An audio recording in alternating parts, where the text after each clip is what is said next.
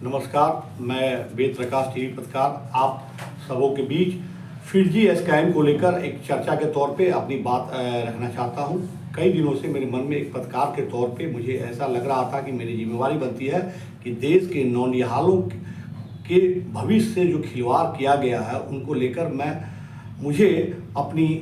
एक प्लेटफॉर्म के माध्यम से इन चीज़ों को लेकर मैं चाहता हूं कि मानव संसाधन मंत्रालय हो या हमारे प्रधानमंत्री हो, उनको मैं ध्यानाकर्षण कराने का मेरा इरादा है। और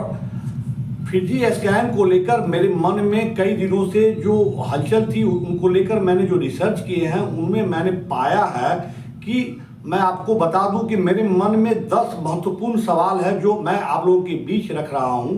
सवाल नंबर 1, फिरजी जैसी संस्थान अचानक से नहीं बंद होते हैं। ये कहीं ना कहीं कुछ वर्षों से इनसाइड स्टोरी अगर आप देखेंगे तो पाएंगे कि कुछ वर्षों से इनके हालात जो है अंदरूनी तौर पे देखा जाए तो हालात कई सारे सेंटर जहां पे आर्थिक तौर पे इनको आर्थिक तंगी से के दौर से गुजर रहे थे। और सवाल नंबर 2, जब कर्मचारियों का ये कहना है कि उन्हें वेतन नहीं मिल रहा था, जब उन्हें वेतन नहीं मिल रहा था, उनको सैलरी नहीं मिल रही थी, तो फिर वो वहाँ पे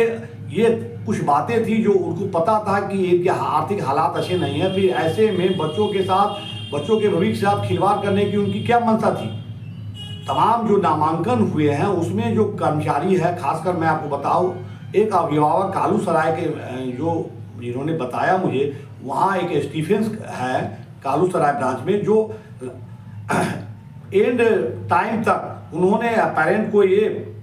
आश्वासन देकर रखा था कि कालू सराय जो ब्रांच है हर हाल में वो बंद नहीं होगा। सवाल नंबर 3, डीके गोयल साहब, सवाल नंबर 3 मेरा आपसे है कि आपके जो सबसे महत्वपूर्ण ब्रांच दिल्ली के कालू सराय थे, उनके तमाम फैकल्टी वहाँ से छोड़कर जा रहे थे, क्या आपको जानकारी नहीं थी? सवाल नंबर 4,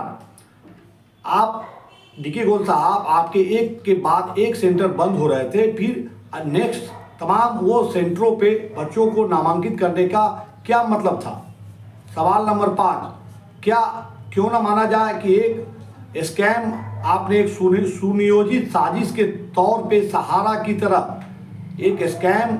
500 से 1000 करोड़ का ये स्कैम एक सुनियोजित साजिश की तहत एक प्री प्लान, उसको क्यों ना माना जाए? क्योंकि जैसा मैंने देखा है कि तमाम बच्चे जो डिजिटल या चेक के माध्यम से जो पेमेंट हुए हैं, वो पेमेंट होने के बाद आपके देखा जाए तो कालू सराय के भी जो अकाउंट्स हैं वो सस्पेंड है। तमाम जो आपके वेबसाइट हैं या फ़ोन है, कहीं की कोई हलचल नहीं हो रही है। सवाल नंबर 6 मेरा ये है कि इतनी संख्या में समझा जाए तो 50,000 से ऊपर बच्चे जो हैं इनके भविष्य से खिलवाड़ हो रहा था, क्या आपको जानकारी नहीं थी? सवाल नंबर 7, अगर आपको जानकारी नहीं थी तो आप फिरजी के जो संस्थापक हैं उनकी भूमिका क्या संदेह के दायरे में नहीं है? सवाल नंबर 7, शिक्षा मंत्रालय से ये कई महीनों से वर्षों से इस तरह के जो हालात थे, क्या मंत्रालय इससे अनभिज्ञ था? सवाल नंबर 8, क्या देश में फिरजी जैसे और भी संस्थान क्या इस हालात से हमारे बच्चों को इस तरह का जो खिलवाड़ है क्या उसकी पुनरावृत्ति नहीं होगी, इसकी क्या गारंटी है? सवाल नंबर 8, कि आप देखेंगे कि कोटा जैसे शहर के जो अभी वर्तमान में जो हालात हैं कुछ फिरजी जैसे ही हैं, वहाँ भी बहुत सारे कोचिंग जो भीड़ है, जो भगदड़ है, उसमें बहुत सारे बच्चे, माँ बाप के जो सपने हैं वो रौंदे जा रहे हैं। सवाल नंबर 9,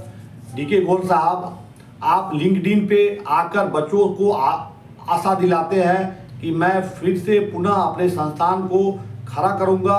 और आपको वादा करता हूं कि मैं फिरजी का जो मेरा वो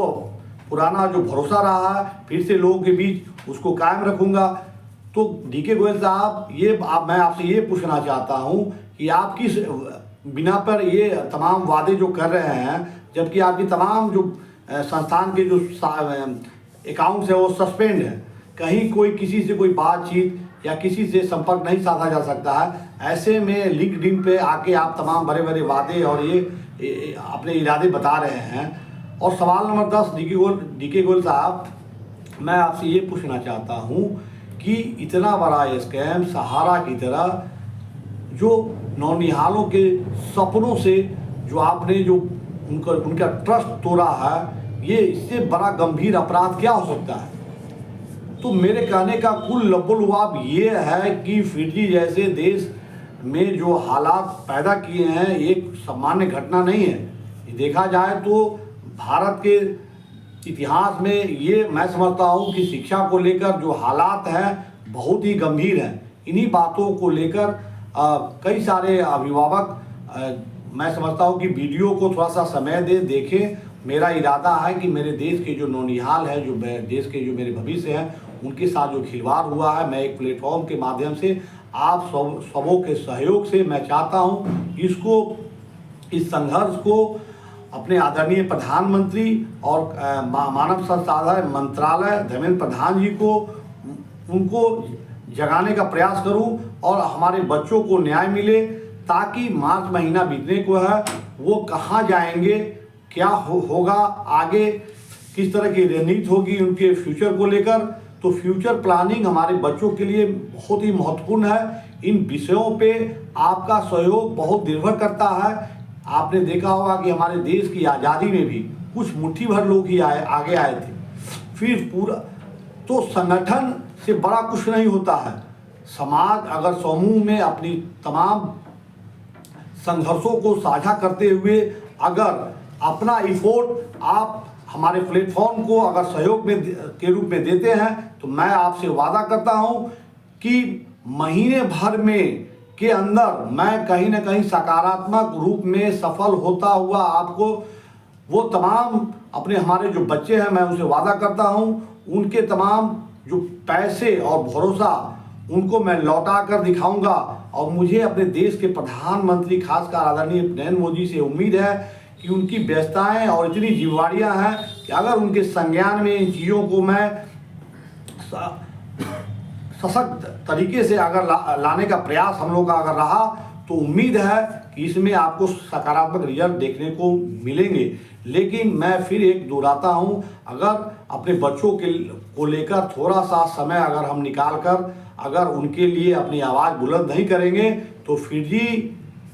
जैसे और भी बहुत सारे संस्थान हैं, मैं आपको बता दूं, अंदरूनी खबर है, बहुत सारे संस्थान हैं, उनके भी हालात अच्छे नहीं हैं। 6 महीने में या 1 ईयर में आप देखेंगे कि बहुत सारे संस्थान इन वित्तीय नुकसान में चल रहे हैं। कारण वजह ये है कि हमारी जो सरकारी महकमा है, उनके हालात व्यवहारिक तौर पे आप सबों को पता है कि वह किस तरह से क्रियाशील रहती है। अगर ये तमाम जो हमारे सरकारी महकमा है अगर थोड़ा सा भी ये क्रियाशील रहती, तो इस तरह के हालात नौबत जो बरसों से फिजी के अंदर खाने की जो बात चल रही थी, वह समय रहते अगर इनकी निगहबानी होती तो ये हालात नहीं होते। तो मेरा तमाम अभिभावक से अनुरोध है कि अपना एक सहयोग दें। और मैं फिर आपको ये बताना चाहता हूँ कि मेरे डिस्क्रिप्शन में जो लिंक दिया गया है, बस आपको एक जागरूक करने का प्रयास भर है, ताकि पीएमओ पे हम ज़्यादा से ज़्यादा साझा तौर पे अपनी शिकायत कर इस अपनी जो हमारी जो संघर्ष है इसको ज़्यादा से ज़्यादा मजबूती प्रदान करें, ताकि अपने बच्चों का भविष्य हम सुरक्षित कर सकें। धन्यवाद।